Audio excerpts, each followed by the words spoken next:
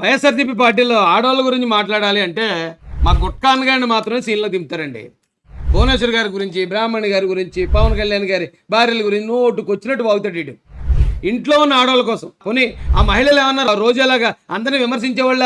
అది కూడా కాదు. ఎవరిని విమర్శించరు. వాళ్ళ పని ఏదో వాళ్ళు చేసుకునే వాళ్ళని విమర్శించడానికి ఈ పొగోడిగాడి గుట్కాగాడు వచ్చేస్తాడండి.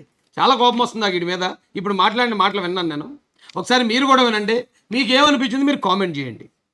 చంద్రబాబు నాయుడిని అరెస్ట్ చేస్తే చచ్చిపోయారంటే అమరావతిలో ఉద్యమంలో రైతులు చచ్చిపోయారని చెప్పి ముసలోళ్ళు మామూలుగా చనిపోతే సేమ్ అదేటువంటి ఉద్యమం జరిపారు. ఈ రోజు మళ్ళీ చంద్రబాబు నాయుడు అక్రమ అరెస్ట్ అని చెప్పి నిజం గెలవాలని చెప్పి కోరుకుంటున్నారు.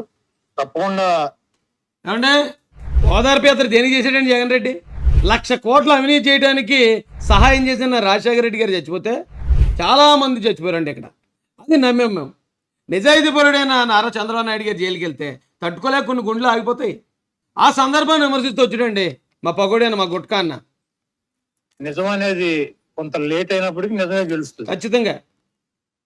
1000 కోట్లు తిన్న రాబందు గాలివాన కట్టుకుపోయినట్టు. ఒరే అన్నయ్య ఎవరిని తిడుతున్నారు బాబు? నువ్వు జగన్ రెడ్డి అని తిడుతున్నట్టు ఉంది. ఇవన్నీ కూడా 1000 కోట్లు తిన్న రాబందంటే ఇన్ని లక్షల కోట్లు తిన్న జగన్ అన్న ఒక దెబ్బకి వెళ్ళిపోతాడు అన్నావా? చంద్రబాబు నాయుడు ఈ రాష్ట్ర ప్రజలనే 2 ఎకరాల నుంచి బిగిన్ అయ్యాడు. ఈ రోజు 2 లక్షల కోట్ల రూపాయలు ఉన్నాయి. ఒరే 2 లక్షల కోట్లు ఉంటే ఒరే అధికారం మీ చేతిలో ఉంది కదా. మీరేమన్నా చేతగాని చావడ దద్దమ్మలేరా? 2 లక్షల కోట్ల ఆశ నిజంగా మీరు అక్రమాస్తు ఉంటే పట్టుకోవచ్చు కదరా. పట్టుకోకండి పగొడి కబుర్లు ఎందుకురా బాబు. భువనేశ్వర్ గారు నడిపేటువంటి హెరిటేజ్ కంపెనీ కూడా అవినీతి సొమ్ముతో చంద్రబాబు నాయుడు స్థాపించి ఆవిడకి అప్పచెప్పాడు. అవునరా, మరి ఆధారాలు చూపించండి రా. మీ చేతిలో అధికారం ఉంది కదా గుట్కా అన్న. చేతగాని వాళ్ళకి చేతులు కట్టుకుని నిలబడి మాట్లాడడం కదరా బాబు. ఒకవేళ నిజంగా అలాంటివి ఏమన్నా ఉంటే ఆధారాలు చూపించండి. ఎందుకు పెద్ద ఆయన అరెస్ట్ చేశారు, 46 రోజులు జైల్లో పెట్టారు. ఇప్పుడు ఒక్క ఆధారం చూపించలేకపోయారు. మీరు ఎంత పనికి మాటలో రాష్ట్రం అంతా చీని ఉమ్మేస్తుంది మీ ముఖాల మీద.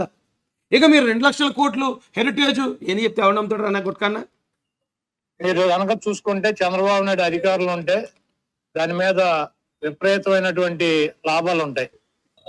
అదే చంద్రబాబు నాయుడు అధికారం దిగిపోతే ఆ కంపెనీ అట్టాగే ఉంటుంది.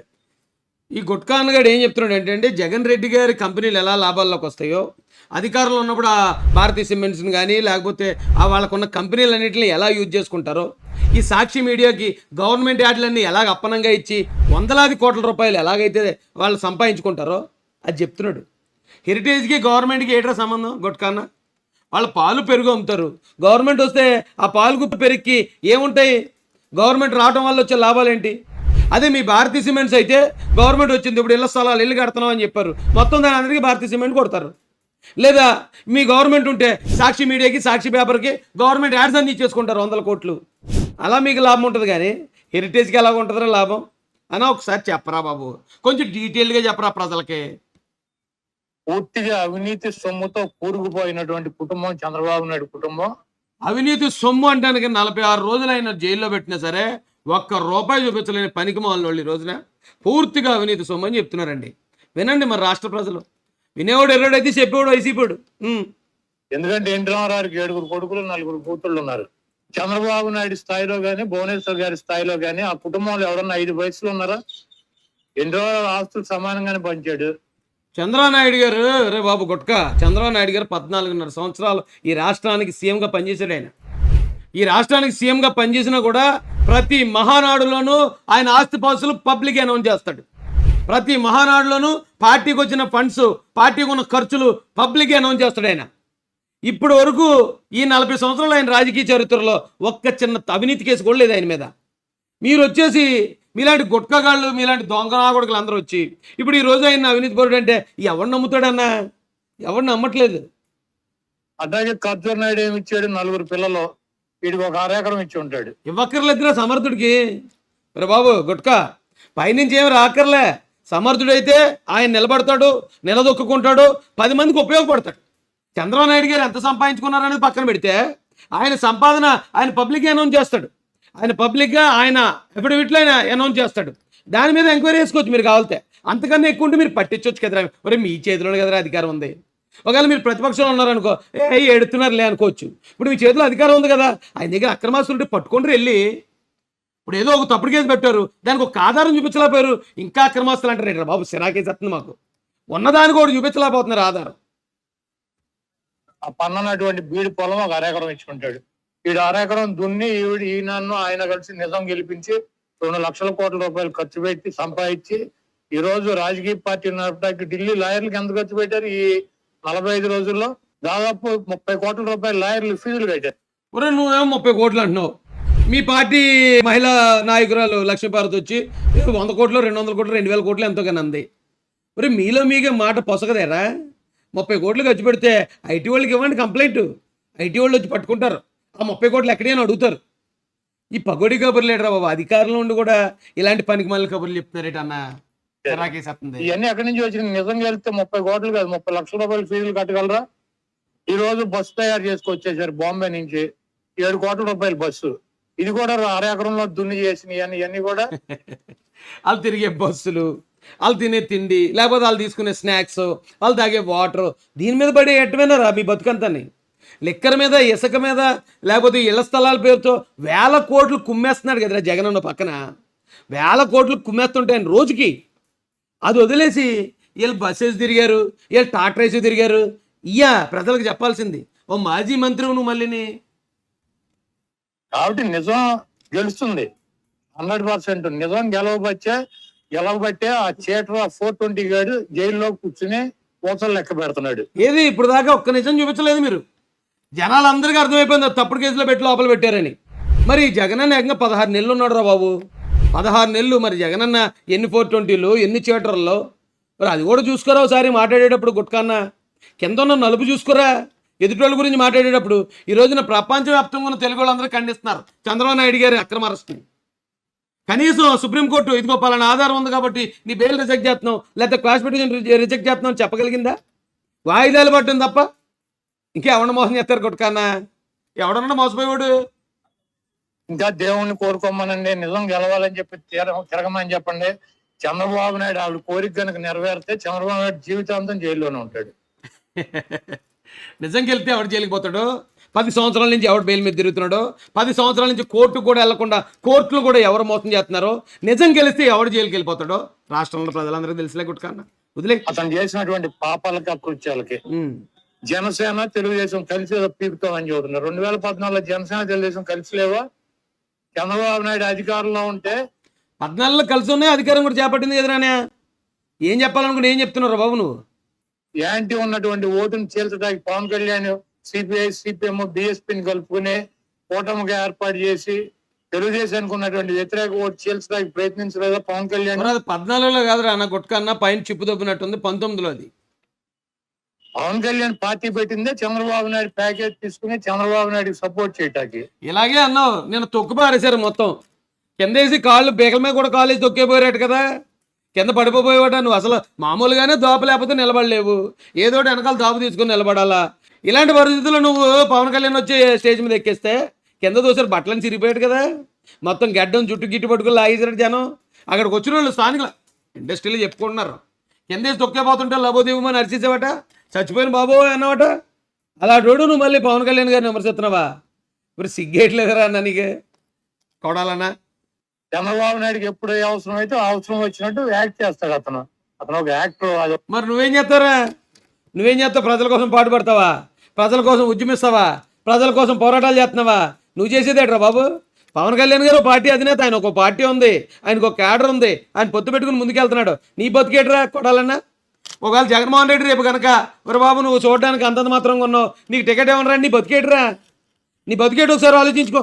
తర్వాత నువ్వు పవన్ కళ్యాణ్ గారు విమర్శించేది కానీ నీ బతికేంత, నీ స్థాయి ఎంత, గుడివాడ దాడితే అసలు నీ బతికేంటి అది ఒకసారి ఆలోచించుకుని అప్పుడు మాట్లాడరా అబ్బాయి.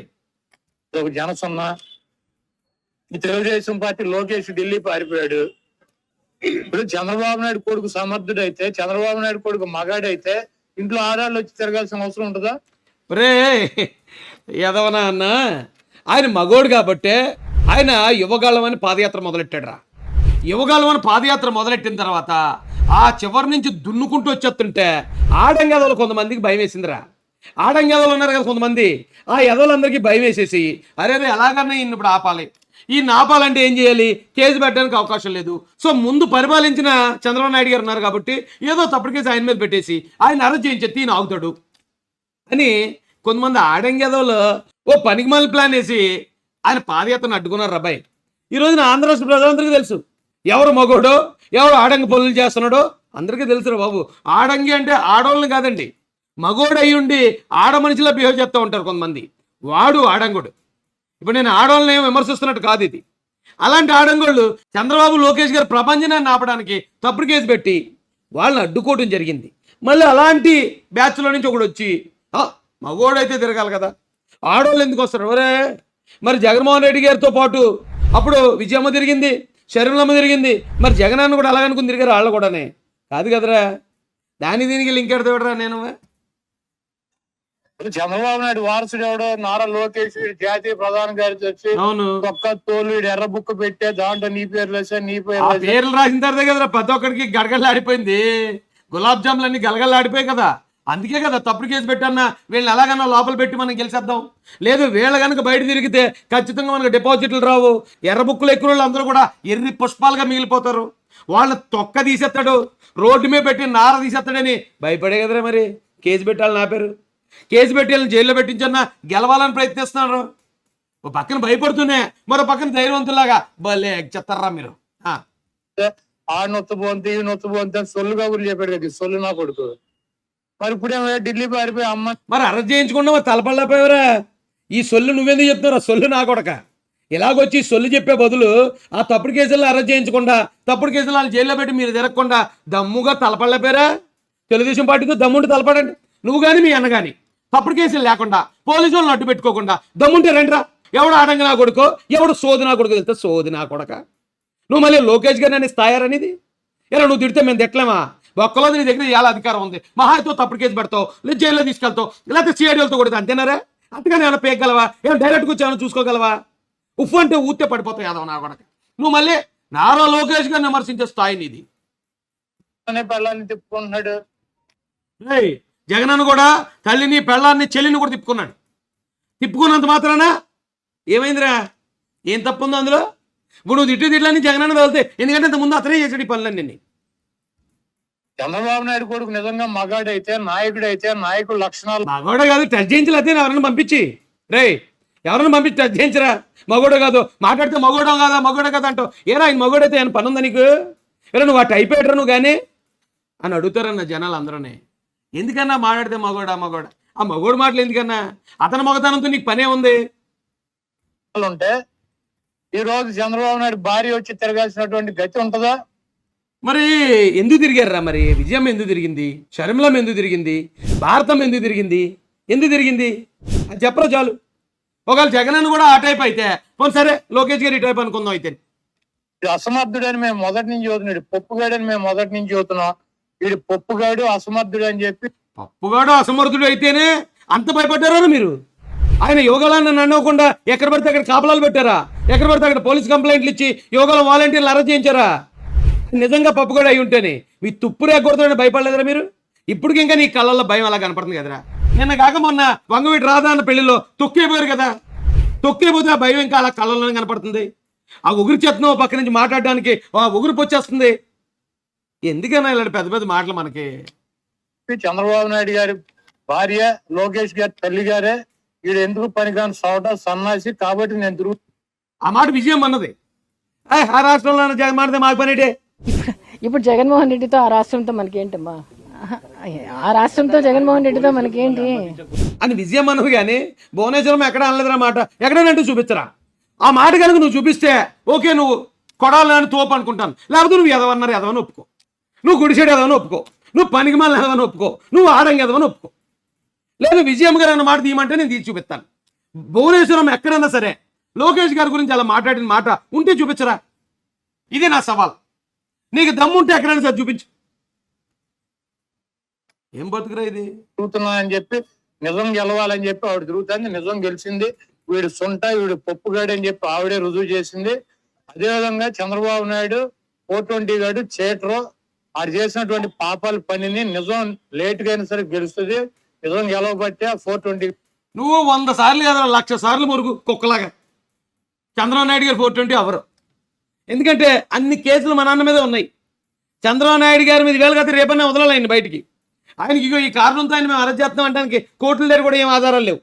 నువ్వు 1,00,000 సార్లు మురుగు కుక్కలాగా, కుక్క మురుగుతే కొండకి చేట. నువ్వు ఎన్ని మాటలు తిట్టినా అటు ఇటు తిరిగా జగనన్న దగ్గరికి వస్తాయి. జగనన్న అయిపోయి వస్తాయి ఆ తిట్లన్నీ. కొంచెం మనిషిలో మాట్లాడరా అన్నయ్య, ప్లీజ్ రా, నీ మాజీ అభిమానిగా అడుగుతున్నాను, కొంచెం మనిషిలో మాట్లాడు.